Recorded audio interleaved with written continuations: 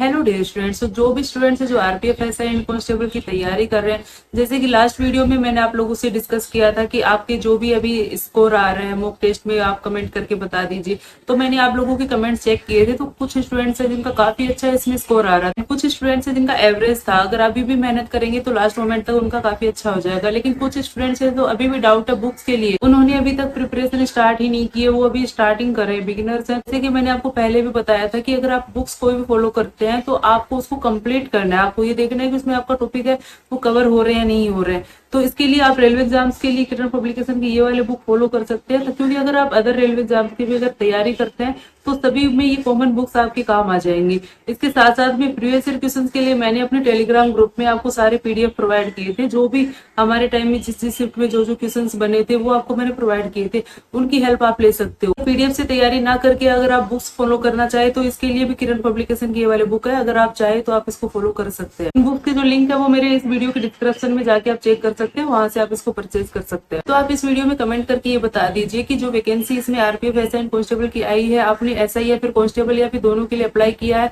या आपने अप्लाई कर दिया है, या भी अप्लाई आप लोगों ने नहीं किया, ये कमेंट करके आप बता दीजिए। या फिर आपको अप्लाई के टाइम पे किसी तरह की कोई दिक्कत आ रही है तो वो भी आप कमेंट कर सकते हैं। जैसे मुझे टाइम मिलेगा मैं आपका ट्राई करूंगी आपका रिप्लाई देने का। एंड जो लास्ट वीडियोस थे उसमें मोस्टली स्टूडेंट्स के जो डाउट थे वो डॉक्यूमेंट से ही रिलेटेड डाउट थे कि किस कैसे अप्लाई करना है, किस तरह से, बहुत तरह के डाउट थे। इस वीडियो के थ्रू मैं कोशिश करूंगी आपकी रिप्लाई देने की। जैसे कि आप लोग देख सकते हैं कि इसके जो एप्लीकेशन स्टार्ट हुए हैं वो 15 अप्रैल से स्टार्ट हुए हैं। लास्ट डेट जो इसमें दी गई है 14 मई है। अगर किसी तरह का कोई करेक्शन अगर इसमें करना है तो वो आप 15 मई को कर सकते हैं। इंस्पेक्टर की हम बात करें तो सब इंस्पेक्टर की जॉब है, लेवल 6 जॉब है। इनिशियल पे जो है 35,400 दिया हुआ है। B1 कैटेगरी का मेडिकल है। एंड जो एज की बात करें तो 1 जुलाई 2024 तक का इसमें देखा गया है। 20 से 28 साल का इसमें एज दिया गया है। इसके साथ साथ में एज रिलैक्सेशन वो भी आप अगर नोटिफिकेशन को देखोगे तो आपको क्लियर हो जाएगा। टोटल वैकेंसीज है जो ऑल आरआरबी वाइज वैकेंसी दी गई है वो 452 पोस्ट है। ठीक है। नेक्स्ट जो मोस्टली स्टूडेंट्स के डाउट थे एससी एसटी ओबीसी या ईडब्ल्यूएस कैटेगरी से जो स्टूडेंट्स बिलोंग करते हैं तो उनका जो कास्ट सर्टिफिकेट के लिए आप लोग कंफ्यूज है। जैसे कि इस नोटिफिकेशन में दिया गया है कि आप अपनी एज, आपकी ग्रेजुएशन कंप्लीट हुई है, आपका जो क्वालिफिकेशन है, आपकी जो कास्ट है, कैटेगरी है, इससे रिलेटेड अगर आप कोई भी इसमें डिटेल्स देते हैं तो वो आपकी बिल्कुल एक्यूरेट होनी चाहिए। वो ही सेम आपका डॉक्यूमेंट वेरिफिकेशन के टाइम पे चेक किए जाएंगे। जो सर्टिफिकेट डिटेल्स आपने अभी अप्लाई के टाइम पे प्रोवाइड किए हैं वही सेम आपके डॉक्यूमेंट वेरिफिकेशन के टाइम पे भी होना चाहिए। उनमें किसी तरह का कोई मिसमैच नहीं होना चाहिए। एंड आप अपनी जो डिटेल्स देते हो, नाम है, एज है, ये सब आपका जो भी डिटेल्स देते हो वो आप 10th की मार्कशीट के हिसाब से आप दे सकते हो, क्योंकि जो आपका डॉक्यूमेंट वेरिफिकेशन के टाइम देखा जाएगा आपके 10th की मार्कशीट में वही सेम आपके होना चाहिए। किसी तरह की कोई एरर उसमें नहीं होनी चाहिए, क्योंकि इसमें फॉर्म जो है वो रिजेक्ट होने के चांसेस ज्यादा रहते हैं।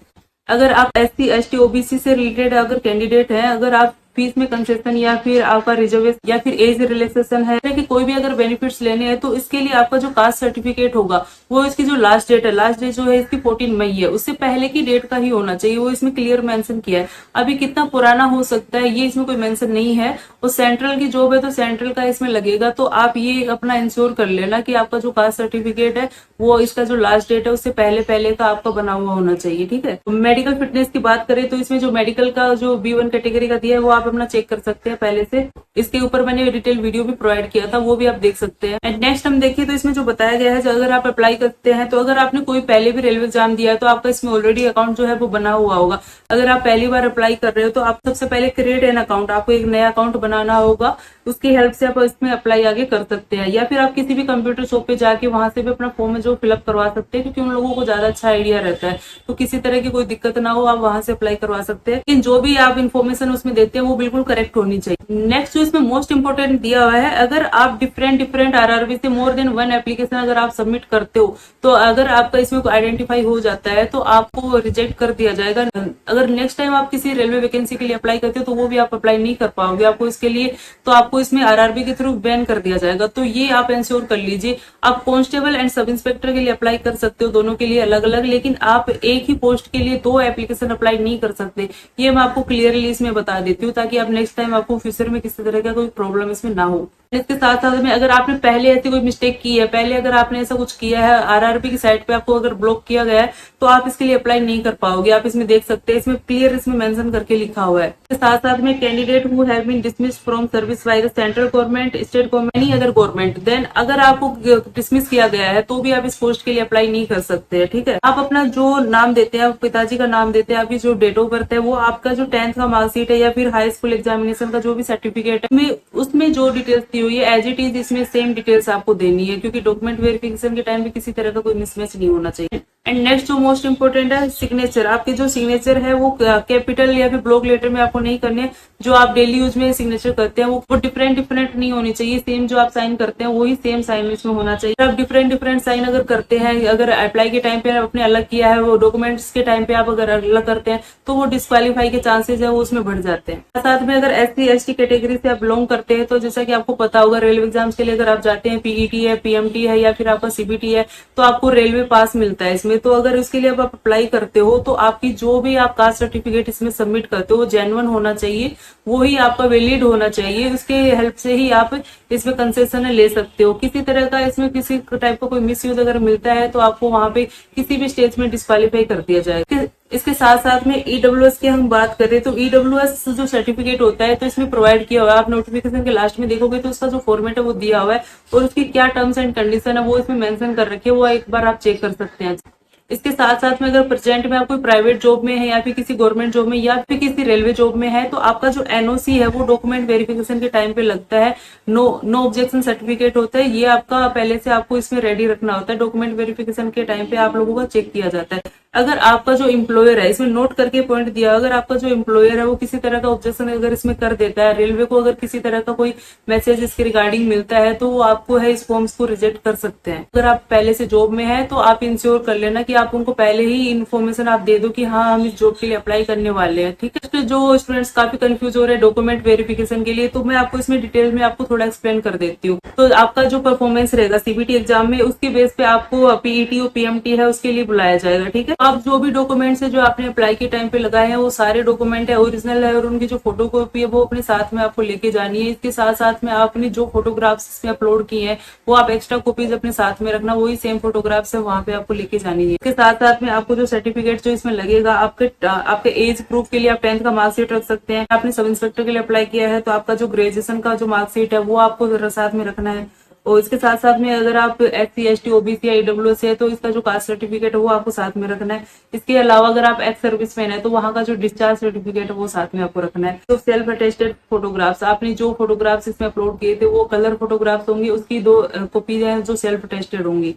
प्रेजेंट में जॉब कर रहे हैं तो वहां का जो NOC सर्टिफिकेट है वो NOC सर्टिफिकेट आपको साथ में लेके जाना है। डोमिसाइल सर्टिफिकेट जहां पे भी एप्लीकेबल होता है वो डोमिसाइल सर्टिफिकेट आपका इसमें लगेगा। EWS का जो सर्टिफिकेट होता है तो EWS के जो कैंडिडेट बिलोंग करते हैं उनका जो है EWS सर्टिफिकेट इसमें लगेगा। इसके साथ साथ में नोट करके इसमें दिया हुआ, अगर आप एज रिलैक्सेशन इसमें चाहते हैं तो इसके लिए आपका जो एज रिलैक्सेशन इसमें दिया हुआ है उससे अगर आप तो उसके लिए आपको जो सर्टिफिकेट्स है वो इसमें आपको अपलोड करने होंगे। अलावा आपके जो नोट करके 5 नंबर का जो कॉलम दिया हुआ है, अगर आपके पास कोई कास्ट सर्टिफिकेट EWS सर्टिफिकेट ये आपके पास अगर उस टाइम पे नहीं होते हैं तो आपको एज ए UR मतलब जनरल कैटेगरी से आप लोगों को इसमें ट्रीट किया जाएगा। और इसके अलावा अगर आपके किसी तरह से कोई गायब हो जाते हैं, चोरी हो जाते हैं तो आपको इसमें FIR की जो कॉपी है आपको FIR करना होगा इसके लिए, और FIR की जो कॉपी है वो वहां पे सबमिट करनी होगी। इसके लिए आपको 4 वीक्स का टाइम दिया जाएगा कि 4 वीक्स के अंदर अंदर आप अपने जो डॉक्यूमेंट्स है वो वहां पे सबमिट करवा दो। हम बात करें हाउ टू अप्लाई, तो इसमें देखो आप अगर नोटिफिकेशन को ध्यान से देखोगे तो आप जब भी अप्लाई करते हो पहले इसको अच्छे से आपको रीड कर लेना जो भी इसकी टर्म्स एंड कंडीशन है, ताकि आपको इन फ्यूचर जाके किसी तरह का कोई प्रॉब्लम फेस ना करनी पड़े। आपको सारे टर्म्स कंडीशन पढ़ने के बाद में आपको जब देखोगे कि आप RRB की वेबसाइट पे अगर आपने पहले से अकाउंट बना रखा है तो ठीक है, अगर आपका अकाउंट नहीं बना हुआ तो आपका नया अकाउंट बनेगा जिसमें आप अपना मोबाइल नंबर और मेल ID जो देते हो बिल्कुल वैलिड देनी है, क्योंकि आपके इन फ्यूचर कोई भी आपके कॉल लेटर आएंगे, कोई भी मैसेज जो मिलेगा वो आपको उसी मोबाइल नंबर और ईमेल के थ्रू मिलेगा, तो आपको इसमें किसी तरह का कोई इनवैलिड नंबर आपको इसमें नहीं देना। नेक्स्ट जो था कि कोई भी कैंडिडेट अप्लाई करता है तो उसको ओनली एक ही वेबसाइट से अप्लाई करनी है। RRB की ऐसे नहीं है कि आप डिफरेंट RRB की साइट पे जाके इसमें अप्लाई कर दो। अगर आपके एक से ज्यादा एप्लीकेशन अगर इसमें मिल जाते हैं तो आपको रिजेक्ट कर दिया जाएगा और इन फ्यूचर अदर जो रेलवे एग्जाम्स है उसके लिए भी आप अप्लाई नहीं कर पाओगे। नेक्स्ट जो आपके जो डॉक्यूमेंट्स है आपका जो रिसेंट होना चाहिए, पासपोर्ट साइज जो कलर फोटोग्राफ होगा वो होना चाहिए आपका। उसके साथ साथ में इसका जो साइज है वो दिया हुआ है 30 to 70 KB, ठीक है। इसके साथ साथ में देखो इसमें नोट करके दिया हुआ है आपको जो फोटोग्राफ्स है वो फ्यूचर में यूज होने के लिए आपको 12 कॉपीज इसकी एक्स्ट्रा रखनी है, 12 एक्स्ट्रा फोटोग्राफ्स आपको रखनी है। और स्कैन जो आपका जो सिग्नेचर होगा, जो आप अभी साइन जो करते हैं वो सेम सिग्नेचर आपको करना है, इसका आपको कॉपी है वो अपलोड करना होगा, ठीक है। SC/ST का जो सर्टिफिकेट है, अगर आप ट्रेन में फ्री पास चाहते हो, फ्री टिकट चाहते हो, तो इसके लिए आपका जो सर्टिफिकेट है वो इसमें लगेगा। एंड इसमें नेक्स्ट जो आप देखोगे डिफरेंट डिफरेंट जो RRB की वेबसाइट्स हैं जहां से आप अप्लाई करना चाहो वो इसमें दिया हुआ है। इंपोर्टेंट करके वही सेम जो मैंने आपको बताया था, आपके मोबाइल नंबर है, मेल आईडी वो वैलिड होनी चाहिए, ताकि आपको इन फ्यूचर कोई भी मैसेज जो है वो उसके थ्रू मिल जाए। आपका जो होम एड्रेस रहता है वो भी वैलिड होना चाहिए। अगर कोलेटर बाय स्पीड पोस्ट पे अगर आपको मिलता है तो वो भी आपको रिसीव हो सके। एंड लास्ट में मैं आपसे डिस्कस करूंगी कि कैसी कैसी सिचुएशन में कि आपका जो फॉर्म है वो रिजेक्ट हो सकता है या फिर इनवैलिड बोला जा सकता है। तो देखिए सबसे फर्स्ट पॉइंट यही है, अगर आपने एक से ज्यादा एप्लीकेशन लगाए हैं अलग अलग वेबसाइट से जाके, तो आपका फॉर्म है वो रिजेक्ट हो सकता है। इसके साथ साथ में अगर फोटो है इनवैलिड है, इनवैलिड टाइप की अगर आपने फोटो अपलोड कर दिया तो रिजेक्ट होने के चांसेस रहते हैं। इनवैलिड अगर सिग्नेचर होता है तो आपका चांसेस होते हैं। इसके साथ साथ में अगर आपने पहले मिस्टेक किया था, अगर आपने किसी रेलवे जॉब के लिए अगर पहले अप्लाई किया था जिसमें आपने एक से ज्यादा एप्लीकेशन अप्लाई किए थे और आपको अगर RRB की साइट पे ब्लॉक कर रखा है, तो आप इसके लिए अप्लाई नहीं कर पाओगे। अगर कोई भी अगर इसमें किसी तरह का कोई इनवैलिड डिटेल्स अगर आपने सबमिट किया तो कोई भी इसमें रीजन हो सकता है। ये कुछ इंपोर्टेंट गाइडलाइंस थी जो इसके नोटिफिकेशन में डिटेल से दिया हुआ था। अगर आप लोग अप्लाई करते हो तो पहले इसको एकदम अच्छे से चेक कर लेना है। ये मैंने आप लोगों के साथ कुछ डिस्कस किया जो कि स्टूडेंट्स है कई बार नेग्लेक्ट कर देते हैं। तो आई होप आपके लिए वीडियो हेल्पफुल रहेगा। इसके साथ साथ में आप अपनी तैयारी वो कंटिन्यू रखिए। अभी जो भी इसका टाइम है लास्ट डेट से पहले पहले आप अपने जितने भी डॉक्यूमेंट्स है वो रेडी रखिए, टाइमली इसके लिए अप्लाई कर दीजिए। इसी के साथ साथ I wish you all the very best. Thank you so much.